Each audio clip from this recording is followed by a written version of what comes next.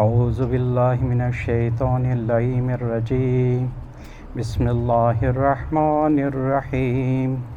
والضحى والليل إذا سجى ما ودعك ربك وما قلى وللآخرة خير لك من الأولى ولسوف يعطيك ربك فترضى ألم يجدك يتيما فآوى ووجدك ضالا فهدى ووجدك عائلا فأغنى فأما اليتيم فلا تقهر وأما سائلا فلا تنهر وأما بنعمة ربك فحدث.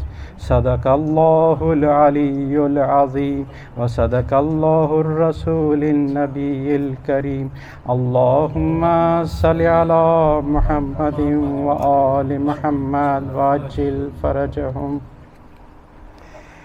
إن الله وملائكته يصلون على النبي يا أيها الذين آمنوا صلوا عليه وسلموا تسليما. اللهم صل على محمد وآل محمد وعجل فرجهم. بسم الله الرحمن الرحيم. عن جابر بن عبد الله الأنصاري أنه قال عن فاطمة الزهراء سلام الله عليها بنت رسول الله صلى الله عليه وآله قال سمعت فاطمة أنها قالت دخل علي برسول الله في بعض الأيام فقال السلام عليك يا فاطمة فقلت عليك السلام. قال إني أجد في بدني ضعفا فقلت له أعيذك بالله يا أبتاه من الضعف. فقال يا فاطمة ائتيني بالكساء اليماني فغطيني به. فأتيته بالكساء اليماني فغطيته به وسرت أنظر إليه وإذا وجهه يتلألأ كأنه البدر في ليلة تمامه وكماله. اللهم صل على محمد وآل محمد وعجل فرجهم. فما كانت إلا ساعة وإذا بولد الحسن عليه السلام قد أقبل وقال السلام عليك يا أمه. فقلت وعليك السلام يا قرة عيني وثمرة فؤادي. فقال يا أمه إني أشم عندك رائحة طيبة كأنها رائحة جدي رسول الله صلى الله عليه وآله وسلم. فقلت نعم إن جدك تحت الكساء. فأقبل الحسن عليه السلام نحو الكساء وقال السلام عليك يا جده يا رسول الله أتأذن لي أن أدخل معك تحت الكساء. فقال وعليك السلام يا ولدي ويا صاحب حوزي قد أذنت لك. فدخل معه تحت الكساء فما كانت إلا ساعة وإذا بولد الحسين عليه السلام قد أقبل وقال السلام عليك يا أمه. فقلت وعليك السلام يا ولدي ويا قرة عيني وثمرة فؤادي. فقال لي يا أمه إني أشم عندك رائحة طيبة كأنها رائحة جدي رسول الله صلى الله عليه وآله. اللهم صل على محمد وآل محمد وعجل فرجهم. فقلت نعم إن جدك وأخاك تحت الكساء. فدنا الحسين عليه السلام نحو الكساء وقال السلام عليك يا جده السلام عليك يا من اختاره الله أتأذن لي أن أكون معكم تحت الكساء فقال وعليك السلام يا ولدي ويا شافع أمتي قد أذنت لك فدخل معهما تحت الكساء اللهم صل على محمد وآل محمد وعجل فرجهم فأقبل عند ذلك أبو الحسن علي بن أبي طالب عليه السلام وقال السلام عليك يا بنت رسول الله فقلت وعليك السلام يا أبو الحسن ويا أمير المؤمنين فقال يا فاطمة إني أشم عندك رائحة طيبة كأنها رائحة أخي وابن أمي رسول الله صلى الله عليه وآله وسلم فقلت نعم ها هو مع ولديك تحت الكساء اللهم صل على محمد وآل محمد وعجل فرجهم فأقبل علي نحو الكساء وقال السلام عليك يا رسول الله أتأذن لي أن أكون معكم تحت الكساء قال له عليك السلام يا أخي ويا وسي وخليفتي وصاحب لوائي قد أذنت لك فدخل علي تحت الكساء اللهم صل على محمد وآل محمد وعجل فرجهم ثم أتيت نحو الكساء وقلت السلام عليك يا أبا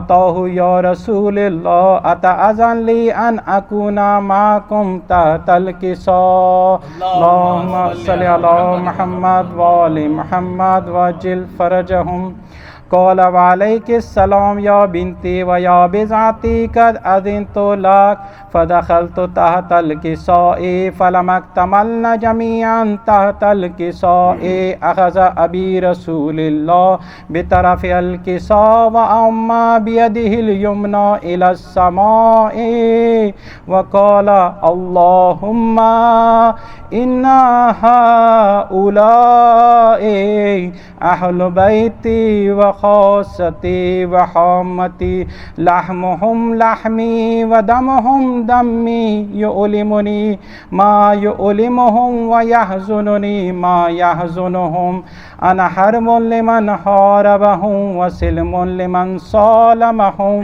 وعدو لمن عاداهم ومحب لمن أحبهم إنهم مني وأنا منهم فاجعل صلواتك وبركاتك ورحمتك وغفرانك ورضوانك علي وعليهم وأذهب عنهم الرجس وطهرهم تطهيرا اللهم صل على محمد وآل محمد وعجل فرجهم فقال الله عز وجل يا ملائكتي ويا سكان السماوات إني ما خلقت السماء مبنية ولا أرض مدحية ولا قمرا منيرا ولا شمسا مزية ولا فلكا يدور ولا بحرا يجري ولا فلكا يسري إلا في محبة هؤلاء الخمسة الذين هم تحت الكساء اللهم صل على محمد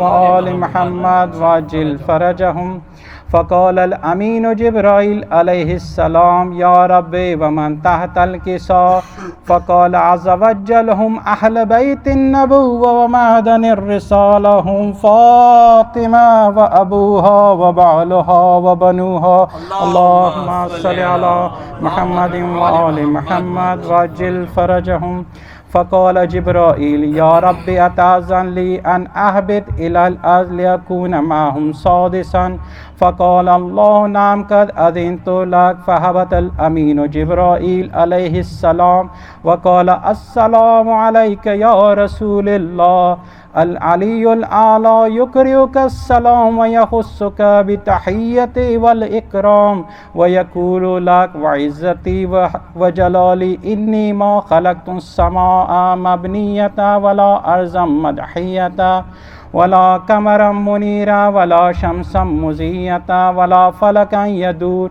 ولا بحرا يجري ولا فلكا يسري إلا لأجلكم ومحبتكم وقد أذن لي أن أدخل معكم فهل تأذن لي يا رسول الله؟ فقال رسول الله وعليك السلام يا أمين وحي الله إنه نعم قد أذنت لك. فدخل جبرائيل معنا تحت الكساء. اللهم صل على محمد وآل محمد وعجل فرجهم. فقال لأبي إن الله قد أوحى إليكم يقول إنما يريد الله ليذهب عنكم الرجس أهل البيت ويطهركم تطهيرا. اللهم صل على محمد وآل محمد وعجل فرجهم. فقال علي لأبي يا رسول الله أخبرني ما لجلوسنا هذا تحت الكساء من الفضل عند الله. فقال النبي والذي بعثني بالحق نبيا واصطفاني بالرسالة النجية ما ذكر خبرنا هذا في محفل من محافل أهل الأرض وفيه جمع من شيعتنا ومحبينا إلا ونزلت عليهم الرحمة وحفت بهم الملائكة واستغفرت لهم إلا أن يتفرقوا. فقال علي إذا والله فزنا وفاز شيعتنا ورب الكعبة. اللهم صل على محمد وآل محمد وعجل فرجهم. فقال النبي الثاني يا علي والذي بعثني بالحق نبيا واصطفاني برسالة النجية ما ذكر خبرنا هذا في محفل من محافل أهل الأرض وفيه جمع من شيعتنا ومحبينا وفيهم محموم إلا وفرج الله همه. إلهي آمين. ولا مغموم إلا وكشف الله غمه. إلهي آمين. ولا طالب حاجة إلا وقضى الله حاجته. فقال علي إذا والله فزنا وسعدنا وكذلك شيعتنا فازوا وسعدوا في الدنيا والآخرة ورب الكعبة. اللهم صل على محمد وآل محمد وعجل فرجهم.